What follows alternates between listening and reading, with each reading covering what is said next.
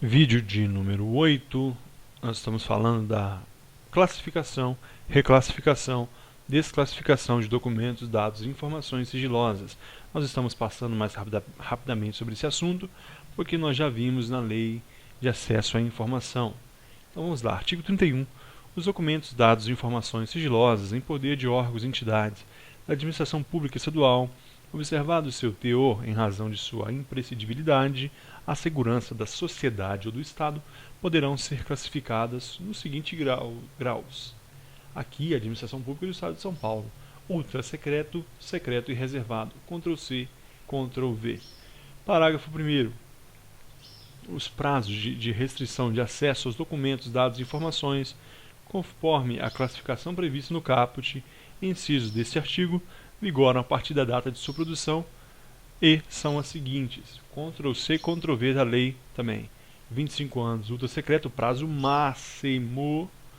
O secreto até 15 anos, observe o até, é o prazo máximo, e reservados 5 anos. A informação ultra secreta terá o prazo máximo de restrição 25 anos. A informação secreta terá o prazo máximo de restrição de 15 anos.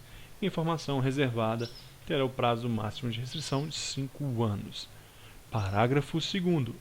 Os documentos, dados e informações que puderem colocar em risco a segurança do governador e vice-governador do Estado, respectivo cônjuge de filhos, serão classificadas como reservados. Observe que, pessoal, aqui no Estado de São Paulo, é mais provável que caia essa questão do que aquela nacional que nós vimos na lei. E ficarão sob sigilo até o término do mandato em exercício ou do último mandato em caso de reeleição. Será a informação a respeito da família do governador e vice-governador do Estado de São Paulo, que possa pôr risco a integridade deles, serão classificadas como reservadas. E não será 5 anos, não serão 5 anos aqui. Aqui serão o tempo do mandato ou do último mandato em caso de reeleição. Até o término do mandato em exercício ou do último em caso de reeleição. Se for caso de reeleição, será os 8 anos. Parágrafo 3º. Alternativamente aos prazos previstos no parágrafo 1º deste artigo, poderá ser estabelecida como termo final de restrição de acesso à ocorrência de determinado evento, desde que este ocorra antes do transcurso do prazo máximo de classificação. Observe o seguinte, pessoal. Se nós temos a seguinte informação aqui, que transcorrido o prazo de classificação, ou melhor, é o parágrafo 3º, né?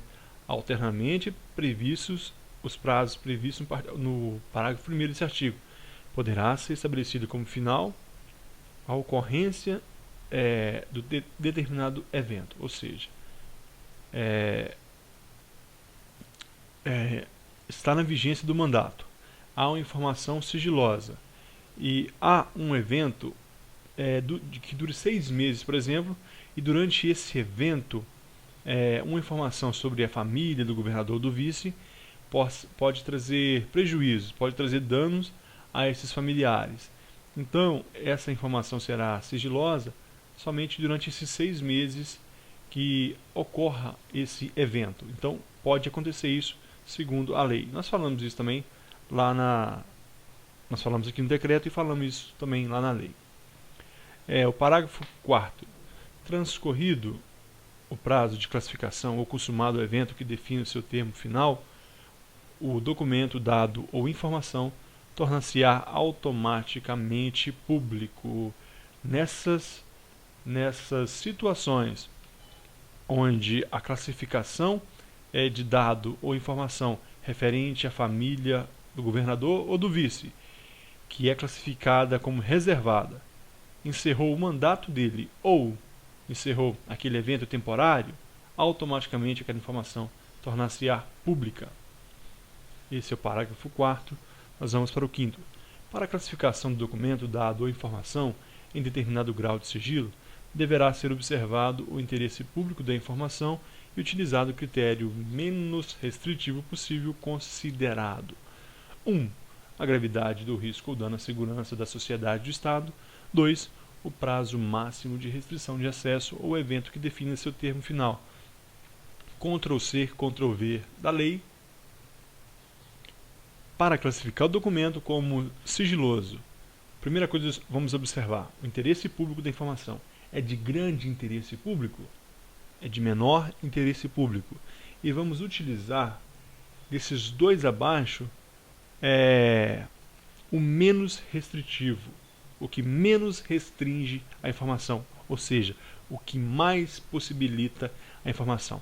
Nós vamos olhar esses dois critérios abaixo e vamos ver o que mais facilita, o que mais torna acessível a informação. Então nós temos dois critérios, a gravidade do risco ou dano à segurança da sociedade e o 2, o prazo máximo de restrição de acesso ou evento que define o seu termo final. Desses dois, se o que mais facilita o acesso à informação for o critério da gravidade do risco, porque não é tão grave, é uma informação, por exemplo, ultra secreta, mas não é tão grave, então eu vou usar esse critério aqui, o critério de gravidade ou risco, porque já que não é tão grave, então eu terei acesso a essa informação mais rapidamente. Agora, se o critério a ser observado for o prazo de restrição ou acesso que define o seu termo final, por exemplo, nós temos um evento que dura 7 meses, então a informação foi classificada como reservada, mas o evento ali que vai prejudicar o acesso à informação dura somente 7 meses, qual o critério que eu vou usar? Esse segundo, o prazo máximo de restrição de acesso. Por quê? Porque é temporário, então quando vencer aquele prazo, a informação se torna automaticamente disponível. Então, para classificação como sigilosa, vou observar o interesse público da informação e utilizar desses dois abaixo o que menos restrinja a informação, ou seja, o que mais torne possível, o que mais possibilite o acesso à informação. Artigo 32. A classificação de sigilo de documentos, dados e informações no âmbito da administração pública estadual deverá ser realizada mediante. Agora nós estamos falando da classificação de sigilo. Classificação de sigilo de documentos. Classificação de sigilo de documentos. Ela deverá ser realizada mediante 1. Publicação oficial, princípio da publicidade, pela autoridade máxima do órgão ou entidade, de tabela de documentos, dados e informações sigilosas e pessoais, que, em razão de seu teor e sua imprescindibilidade à segurança da sociedade e do Estado, ou proteção da intimidade, se for pessoal, da vida privada e honra e imagem das pessoas, sejam passíveis de restrição de acesso a partir do momento de sua produção. Então, vamos entender isso. Quem classifica, quem é que faz essa classificação? Quem faz a classificação é a autoridade que classificou.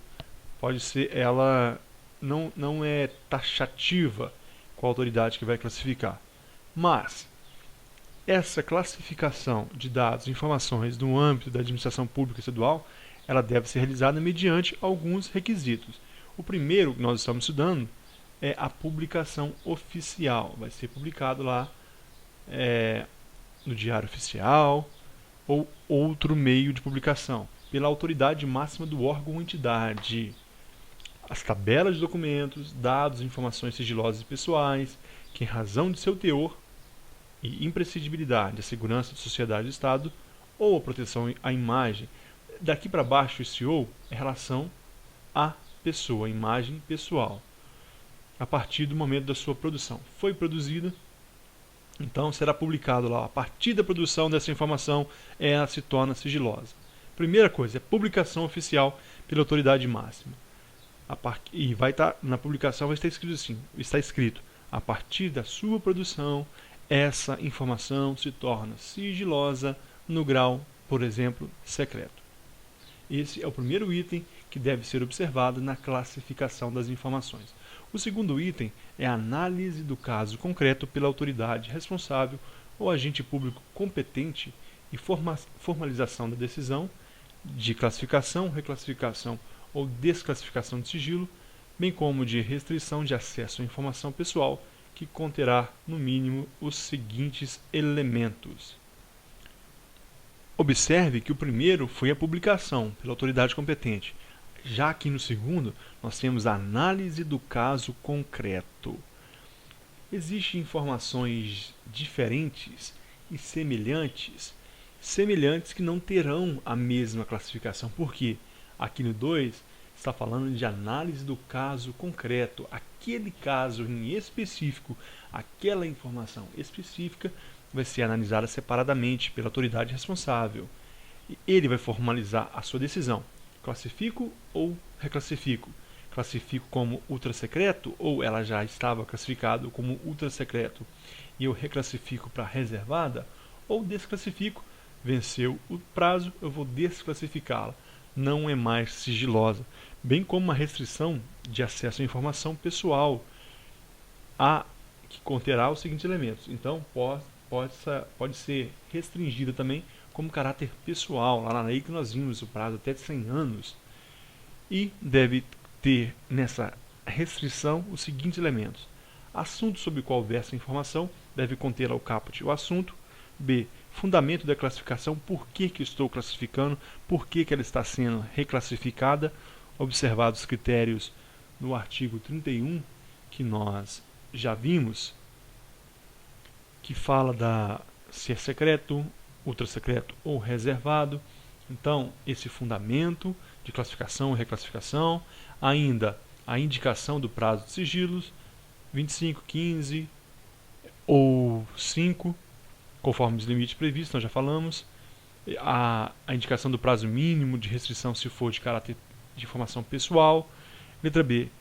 Letra D. Identificação da autoridade que classificou, reclassificou ou desclassificou. Isso é muito importante. Isso não pode faltar. Porque se eu quero recorrer, eu tenho que saber quem é a autoridade que classificou para que eu possa ir a ela ou uma autoridade imediatamente superior. Parágrafo único. O prazo de restrição de acesso contar-se-á da data da produção do documento, dado ou informação. Isso aqui é questão de prova certa, pessoal. Questão de prova certa. Grife aí. O prazo da produção, o prazo de restrição de acesso vai contar da data da produção e não da publicação. O prazo de restrição de acesso contar-se-á da data da produção do documento. O documento foi produzido hoje, então esse prazo começa a contar de hoje, ainda que seja classificado daqui a uma semana, 2 semanas, 1 mês. Então, da data da produção. Questão de prova. Vai cair essa questão na sua prova. Artigo 33. A classificação de sigilos de documentos, dados e informações do âmbito da administração pública estadual, a que se refere o inciso 2 do artigo 32 deste decreto, é competência de.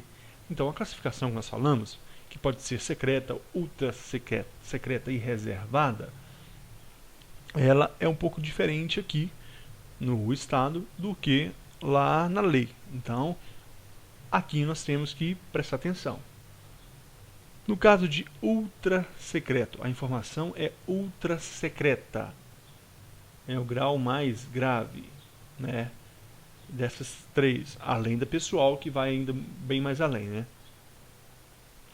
Mas a ultrasecreta, que tem o prazo máximo de 25 anos, ela pode ser classificada por quem?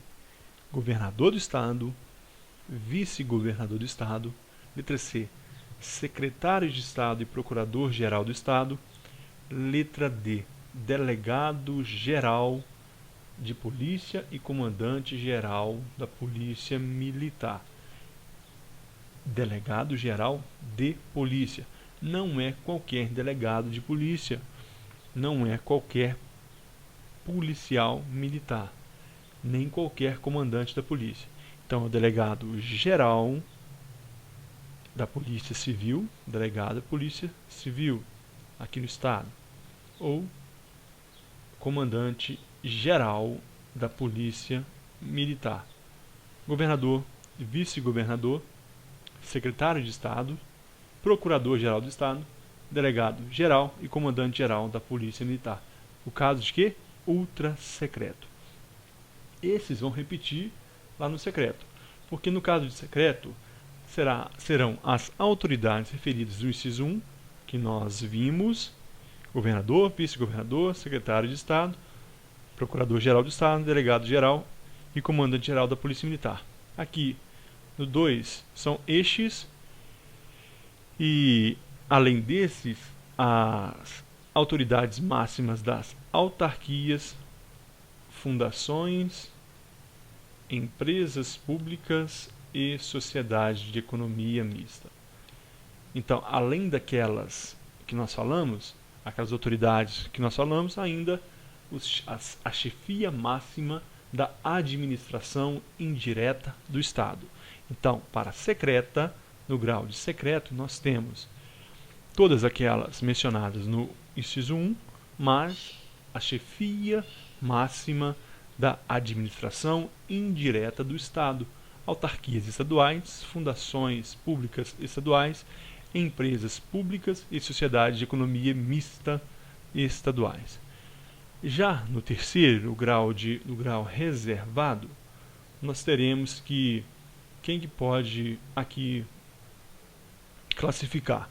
As autoridades referidas no 1, as aqui no 2 e as que exerçam função de direção, diretores, comando ou chefia equivalente, de acordo com a regulamentação específica de cada órgão, entidade, observado o disposto nesse decreto. Então, direção e chefia, pessoal, das entidades e órgãos, diretores e chefias equivalentes hierarquicamente aos órgãos ou entidades regulamentadas neste decreto. Então, observe: ultra secreto, governador, vice-governador, secretário de Estado, procurador de Estado de São Paulo. Eu estou sendo redundante porque isso é importante para a nossa prova. E ainda, delegado-geral de polícia não é qualquer delegado de polícia, comandante-geral da Polícia Militar não é qualquer policial militar. No caso de secreto, todas as anteriores, mais os chefes da administração indireta. No caso de reservado, que são 5 anos, o prazo máximo, todas as anteriores, 1 e 2, e mais aqueles que exerçam as funções de direção, comando ou chefia, ou hierarquicamente equivalente. Direção, comando, chefia. Direção, comando, chefia dos órgãos e entidades. Então, nós falamos aqui destes, no caso, secreto, ultra secreto e secreto, quem pode classificar? Então, são estes. Ainda o parágrafo 1º, ele vem dizer que a competência no inciso 1 e 2, governador, vice-governador, procurador do Estado, secretário de Estado, chefe geral, delegado-geral de polícia e comandante-geral de polícia. E os chefes e os comandantes da autoridade máxima da administração indireta, eles podem fazer o quê? Delegar para a autoridade responsável, agente público, para classificar essa informação. Então vem para mim aqui. Pessoal, nesse 1 e 2, as autoridades máximas, elas podem delegar, elas podem pegar aquela função que são exclusivamente delas e delegar para um servidor público, para que esse servidor público possa classificar como reservada, secreta ou do secreta. Isso geralmente acontece porque senão o governador, o vice-governador não farão outra coisa. Então elas podem delegar essa função. Os do inciso 1 e 2 podem delegar essa função para um subordinado, mas não pode haver subdelegação. Não pode haver, olha aqui, vedada a subdelegação. Então esse que recebeu essa função, ele não pode passar para um outro funcionário. Não pode haver subdelegação. As autoridades mencionadas no inciso 1 e 2 podem atribuir a outras essa função de classificar a informação, mas não podem subdelegar. Essas que receberam a informação não pode delegar a outras, não pode entregar a outra essa função. Então, pessoal, nós paramos aqui esse vídeo. No próximo nós daremos continuidade falando do parágrafo 2º desse artigo. Muito obrigado e até a próxima.